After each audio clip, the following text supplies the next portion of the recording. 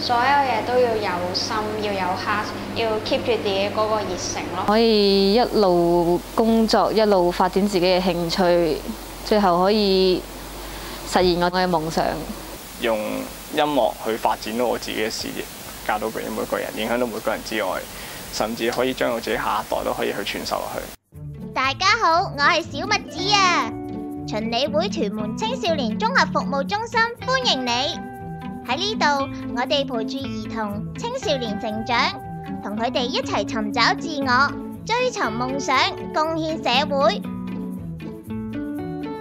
所以我哋致力提供多元化嘅成長小組、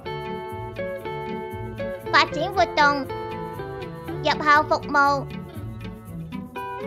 義工以及重點藝術發展項目等等，同青少年一齊成長，發掘佢哋無限嘅潛能。我哋相信義工服務同藝術活動可以喺呢一個黑板嘅社會之中，為青少年創建一個不一樣嘅世界。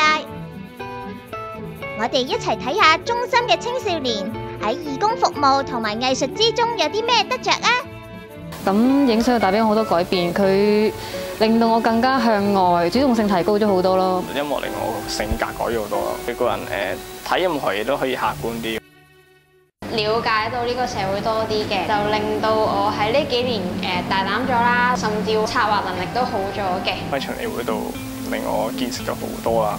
循理會對我嚟講係一個指標，佢指一條路俾我行。係循理會俾到我認清楚自己咯。青少年可以喺呢一度得到成長、改變，咁佢哋對將來又有啲咩期望呢？我希望可以將我喺度所學所得嘅咧，教導俾其他人。如果可以有更加多嘅儲蓄嘅話，我想試下去開 studio 或者其他同藝術相關嘅工作。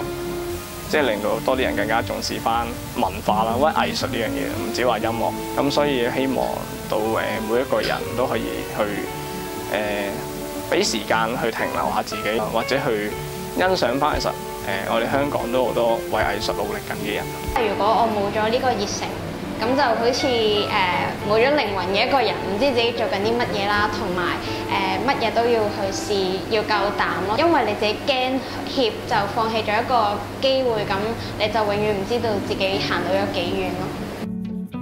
如果大家都想嚟參與我哋嘅活動，同我哋一齊發掘夢想，可以喺 Facebook 揾我哋，了解我哋最新嘅情況㗎。希望有機會見到你啦，拜拜。